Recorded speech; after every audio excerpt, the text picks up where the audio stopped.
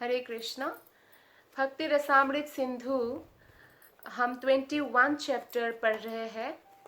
आज इस अध्याय का पार्ट 2 है।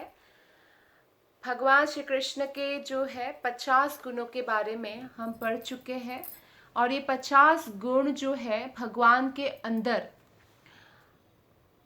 समुद्र से भी अधिक अगाधता के समान पाया जाता है।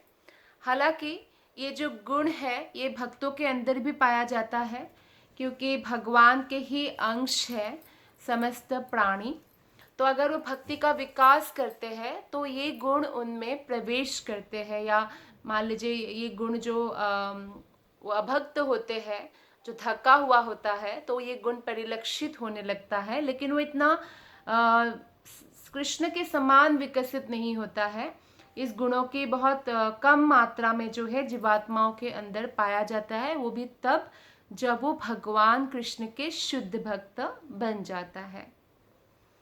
अर्थात गुणात्मक रूप से भगवान और आत्मा जो है एक समान है, लेकिन गुणों की जो मात्रा है उसमें उसके हिसाब से उनमें बहुत बड़ा अंतर है। जैसे समुद्र के आप एक बूंद पानी लेंगे तो उस बूंद पानी में भी नमक होगा, लेकिन पूरे समुद्र में जितना नमक होगा उतना नमक उस बूंद में नहीं होगा। तो ये डिफरेंस है भगवान में और आत्मा में। इसके अलावा पद्म पुराण में शिव जी ने पार्वती से कुछ दिव्य गुणों के बारे में वर्णन किया है, और श्रीमद् भागवतम के प्रथम स्कंध में पृथ्वी देवी और धर्म राजा यमराज की वार्ता के प्रसंग में आए हैं कुछ अच्छे गुण। और उसमें कहा गया है कि जो महापुरुष बनना चाहता है, अर्थात जो महात्मा बनना चाहते हैं, उनको ये सब गुणों से विभूषित होना अत्यंत आवश्यक है। जैसे अलंकार से, नौलखा हार से विभूषित होने से शरीर सुंदर लगता है, गुणों से विभूषित होने से आत्मा भी सुंदर लगने लगते हैं। तो इन गुणों में है सत्यवादिता, सच बोलना, स्वच्छता यानी अंतर और बाहिर दोनों पवित्रता की रक्षा करना। अंतर की पवित्रता रक्षा होती है भगवान के नाम जप करने से, और बाहर की पवित्रता स्नान आदि करने से होता है। दूसरे जीवों के प्रति दया दिखाना, कोई भी अच्छा कार्य संपन्न करने के लिए, खासकर जैसे कि भगवत धाम जाने के लिए, तो ऐसा दृढ़ प्रतिज्ञता की आवश्यकता होती है। ये एक बहुत अच्छा गुण है। त्याग होना चाहिए, लोभी नहीं होना चाहिए, शांति प्रियता होना चाहिए। कई लोग हैं जो अशांति के बिना उनको जो है नॉर्मल नहीं लगता है सिचुएशन, तो अशांति फैलाते रहते। कहा जाता है हमेशा लड़ाई करने वाला है या दूसरों के प्रति षड्यंत्र करने वाले लोग जो है वो सीधा नरक से आते हैं, और जो शांति प्रिय लोग होते हैं, मधुर भाषी लोग होते हैं, उनका लक्षण है कि वो स्वर्ग से आते हैं। तो शांति प्रियता, सरलता होना चाहिए, कपटी नहीं होना चाहिए। कि जैसे बोलते हैं ना कि दिखाने का दांत अलग, खाने का दांत अलग, और मुंह में तो राम बगल में चूड़ी, ऐसा नहीं होना चाहिए, सरल होना चाहिए। इंद्रिय निग्रह, इंद्रियों को भगवान की सेवा में लगाना चाहिए, इंद्रिय तृप्ति में नहीं लगाना चाहिए। मानसिक संतुलन, स्थिति चाहे कैसा भी हो, पॉजिटिव हो या नेगेटिव हो, मन में जो है बैलेंस बनाए रखना आना चाहिए, ये दिव्य गुण है। तप, तपस्या करने के लिए तैयार होना चाहिए। समता, हमेशा जो है शत्रु हो मित्र हो तो मन में जो है समता होना चाहिए। साथ ही साथ ग्रीष्म हो, वर्षा हो, शीत का मौसम हो, सर्दी गर्मी कुछ भी हो, समता धारण करना चाहिए। हर एक चीज़ में उनका बैलेंस होना चाहिए।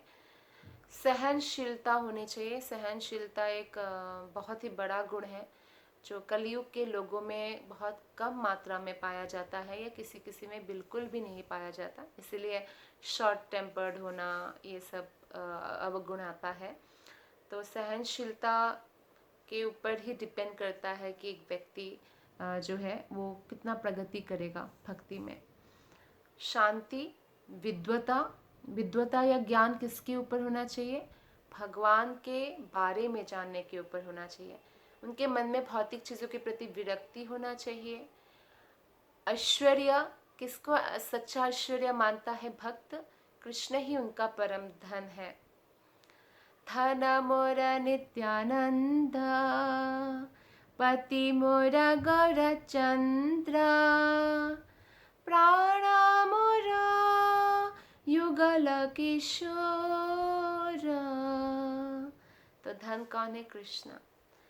वीरता, प्रभाव, जो श्रद्धा का उनका लेवल है उस हिसाब से वो दूसरों पर प्रभाव डाल सकते हैं।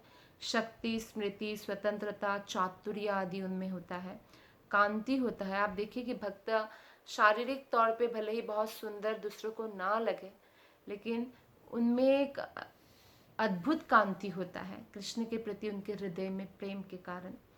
धीरज रख सकते हैं वो, कोमलता है, विदग्धता है, भद्रता है, शालीन होते हैं, शालीनता होती है। तो भगवान के भक्त बहुत जेंटलमैन होते हैं एक्चुअली। वो संकल्प रखते हैं कि भगवान भक्ति में आगे बढ़ना है तो संकल्प करता है। सर्वज्ञान संपन्नता उनका गुण है। और समुचित कार्यान्वयन, कार्य करने की भी उद्देश्य होते हैं उसमें भी। भोग की सारी वस्तुओं का स्वामित्व और गंभीरता, वो स्वामी होते हैं। काम, क्रोध, लोभ, मोह, मात्सर्य के वो दास नहीं होते हैं, वो स्वामी होते हैं।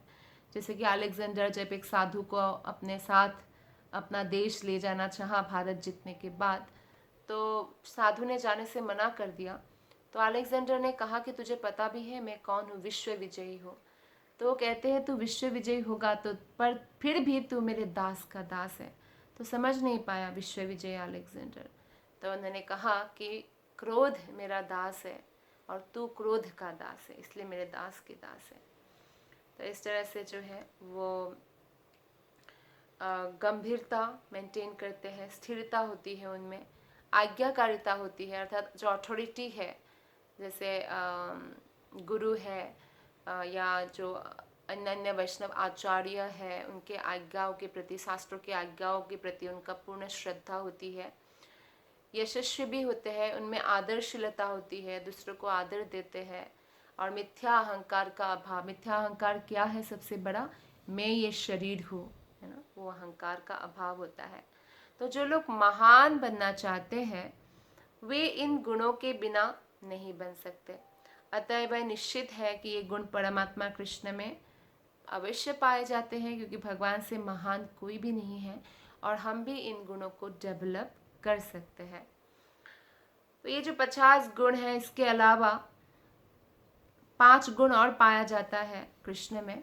और कृष्ण का ये 5 गुण ब्रह्मा या शिव जी के अंदर भी पाया जाता है, अंशतः रूप में प्रकट होता है। तो ये डिफरेंस आ जाता है जीवात्माओं में या भगवान जो है शिव में। तो उनमें और 5 एक्स्ट्रा गुण होता है। जैसे जीवात्मा में 50 गुण पाया जाता है अंशतः, तो इस तरह से ब्रह्मा शिव में 55 गुण पाया जाता है अंशतः। ये दिव्य गुण है, परिवर्तन रहित, परिवर्तन नहीं होते। सर्वज्ञ है, उनको पता है अतीत, वर्तमान, भविष्य। चिरनूतन होते हैं, वृद्ध ऐसा नहीं होते हैं वो। सच्चिदानंद होते हैं, सदैव नित्य आनंदमय शरीर वाले होते हैं। और समस्त योग सिद्धियों से युक्त होते हैं। उनको सिद्धि प्राप्त करने की, कोई योग सिद्धि प्राप्त करने की, इसके लिए तपस्या करने की आवश्यकता नहीं है। उनको ये गुण प्राप्त हो जाता है वो पोजीशन में आते ही। तो श्री कृष्ण में इसके अलावा जो है हम देखते हैं कि जीवात्मा में 50, शिव जी ब्रह्मा जी में 55 और 5 गुण कृष्ण में होता है जो सिर्फ नारायण में होता है, शिव जी ब्रह्मा जी में नहीं होता है। और ये 5 गुण है। नारायण भी भगवान कृष्ण के ही विस्तार है, तो इनमें 5 गुण पाया जाता है कि वे अचिंत शक्तिमय है। उनके शरीर से असंख्य ब्रह्मांड उत्पन्न होते हैं। समस्त अवतारों के मूल उद्गम वही है और वे अपने द्वारा मारे गए शत्रुओं को भी मुक्ति देने वाले हैं। वे मुक्तात्माओं के लिए आकर्षक है। तो भगवान के अंदर, नारायण के अंदर ये 5 गुण पाया जाता है कि शत्रु भी जो शत्रु मानते हैं भगवान को, अगर उनको मार दिया भगवान के हाथों में उसकी मृत्यु हो गई, उसको भी मुक्ति प्रदान करते हैं, सायुज्य मुक्ति प्राप्त होता है। वो भगवत धाम में तो जनरली नहीं प्रवेश कर पाते, अगर विशेष कृपा हुआ, जैसे पुतना पर हुआ तो बात अलग है, या जय विजय जैसे वो लोग हिरण्यक्ष हिरण्यकशिपु बने थे, या शिशुपाल दंतपक्र बने थे, तो वो अपनी सेवा में वापस गए। अदरवाइज जो है सायुज्य मुक्ति मिलता है और समस्त मुक्तात्माओं के लिए आकर्षक है। तो ये 60 गुण पाया जाता है नारायण में, अर्थात जीव में 50, ब्रह्मा शिव में 55, नारायण में 60 और कृष्ण में एक्स्ट्रा 4 गुण और होता है 64 हुआ टोटल। तो ये 4 गुण स्पेशल है। इन गुणों का नाम है लीला माधुरी, अर्थात भगवान विभिन्न प्रकार के दिव्य लीलाएं करते हैं, लीला माधुरी कहते हैं उसको। और विशेषतया जो बाल लीलाएं हैं भगवान का इस धरातल पर, बचपन से लेके, जन्म से लेके और बड़े होने तक को यशोदा माता के साथ जो बाल लीलाएं होती है, दामोदर लीला में उसी में अंतर्भुक्त है, गोपाष्टमी लीलाएं या बहुलाष्टमी लीलाएं, राधा कुंड के प्रकट होना, या गोवर्धन पर्वत उठाना जो दिवाली के ठीक नेक्स्ट डे होता है। तो ये सब जो है लीलाएं बहुत अद्भुत है। तो लीला माधुरी है, ये माधुर्य है, इसमें बहुत मधुरता है। और दूसरा है प्रेम माधुरी। तो अद्भुत भगवत प्रेम से युक्त भक्तों से वो हमेशा घिरे रहते हैं भगवान। और तीसरा है वेणु माधुरी, वे अपनी वंशी से सारे ब्रह्मांडों के सारे जीवों को आकृष्ट कर सकते हैं। उनका दिव्य ध्वनि से, वो जो होठों से वो बांसुरी को बजाते हैं तो कोई भी व्यक्ति मदमत्त हो सकते हैं। और चौथा है जो 64 है रूप माधुरी, उनका रूप सौंदर्य अद्भुत है, वो सारे सृष्टि में अद्वितीय है। तो ये 64 गुण जो है इसका अब हम थोड़ा विस्तार से स्टडी करेंगे। तो पहला सुंदर स्वरूप, भगवान का स्वरूप जितना सुंदर और कोई स्वरूप नहीं है, इसलिए जो व्यक्ति भगवान के सुंदर स्वरूप के प्रति आकृष्ट हो जाता है, शास्त्र चक्षु से देखे या अपने जो है भगवान का दिव्य स्वरूप का दर्शन स्वयं अपने आँखों से करे, तो ये दोनों ही केस में वो भगवान के रूपों के प्रति आकृष्ट हो जाते हैं। शास्त्र चक्षु का मतलब है शास्त्रों में जो बताया गया है, कहा गया है, वो प्रामाणिक वैष्णवों से श्रवण करते हुए और अध्ययन करते हुए जब हम दर्शन करते हैं भगवान का, तो इस प्रकार भगवान के एक एक अंग बहुत सुंदर होते हैं। भौतिक जगत की कोई भी वस्तु के साथ भगवान की सुंदरता की तुलना नहीं किया जा सकता, लेकिन हमारे समझने के लिए शास्त्रों में कई जगह पे मेंशन किया जाता है भौतिक चीज़ें, नहीं तो भौतिक जगत के लोगों को कैसे समझ में आएगा कि कृष्ण कैसे सुंदर है। तो कभी कभी ऐसे कहा जाता है कि उनके मुख जो है चंद्रमा के समान सुंदर है। जैसे चंद्रमा को देखते रहते हैं तो ऐसा नहीं कि सूर्य की तरह आंखें हटा लेना पड़ता है हमें, तो हमें चंद्रमा को हम रात भर भी देख सकते हैं, शीतलता प्रदान करते हैं। और जो उनके जांघें हैं हाथी की सूंड की तरह बलिष्ठ है, दोनों भुजाएं जैसे खंभे की तरह है, और उनके हथेलियाँ जैसे खुले कमल के फूल हो, कमल के जो पत्ते हैं खिला हुआ, तो ये सुंदर सुंदर है। तो इस बारे में सुंदर स्वरूप की वर्णना हमें शास्त्रों में मिलता है। दूसरा है शुभ लक्षणों से युक्त। तो भगवान में समस्त शरीर में भगवान के शुभ ही शुभ लक्षण हैं। तो शरीर के विभिन्न अंगों में कुछ ऐसे लक्षण पाया जाता है जिन्हें अत्यंत शुभ माना जाता है। तो भगवान के शरीर में ये सब पूर्णतया विद्यमान है। इस प्रसंग में नंद महाराज से एक बार उनके एक मित्र, उनके दोस्त ने कहा कि भगवान कृष्ण के शुभ शारीरिक लक्षण हमेशा परिलक्षित होते हैं, कितना शुभ है। तो वो नंद बाबा से कहते हैं मित्र कि हे गोपराज, मुझे आपके पुत्र के शरीर में 32 शुभ लक्षण दिखते हैं। हो सकता है वो कोई ब्राह्मण हो जो नंद बाबा को ऐसा बोल रहे हैं क्योंकि उनको देखना आता है शुभ लक्षण। बोलते 32 शुभ लक्षण दिखना बहुत मुश्किल है। मुझे इसलिए आश्चर्य होता है कि ये बालक एक ग्वाल के घर में क्यों जन्म लिया, क्योंकि ग्वालों के राजा थे नंद बाबा। जब बोलते हैं कि जब भगवान अवतरित होते हैं या तो ब्राह्मण परिवार में या क्षत्रिय परिवार में, जैसे वामन अवतार लिया ब्राह्मण परिवार में, या क्षत्रिय परिवार में राम जी ने अवतार लिया, लेकिन ये वैश्य के परिवार में जन्म हुआ जहाँ पे कृषि करना पड़ता है, गाय पालन करना पड़ता है। तो मतलब मुझे आश्चर्य हो रहा है कि कैसे ऐसा हुआ, और इतने सारे शुभ चिन्ह हैं, ऐसा लगता है ये स्वयं भगवान है। तो उसने कहा कि इस बालक के 7 स्थानों पर, उसकी आँखों पर हथेलियाँ, तलवे, पाँव के तलवे, तालू, होठ और जीभ, इस पर लालिमा है। और इन 7 स्थानों पर अगर लालिमा हो, लाल जैसे कमल के पुष्प की तरह थोड़ा रंग लालिमा हो, तो उसे शुभ मानी जाती है। तो भगवान की आंखें, हाथों के हथेलियाँ, आप जब भगवान के विग्रह भी देखते मंदिर में तो हाथ ऐसे लालिमा युक्त होता है, ये उनका कलर है। और तलवा पाँव के, और तालु, और होठ और जीभ। उनके शरीर के 3 अंग विस्तृत है, तो बहुत शुभ लक्षण है। अगर विस्तृत हो, जैसे कि कमर विस्तृत हो किसी व्यक्ति के, खासकर जैसे पुरुष के, और मस्तक विस्तृत हो, वक्षस्थल जैसे विस्तृत हो, तो अत्यंत शुभ है। इस तरह उनके 3 अंग बहुत गहरे हैं, जैसे वाणी बहुत गंभीर है, गहरी है, बुद्धि और नाभि गहरी है, तो इसे भी शुभ माना जाता है।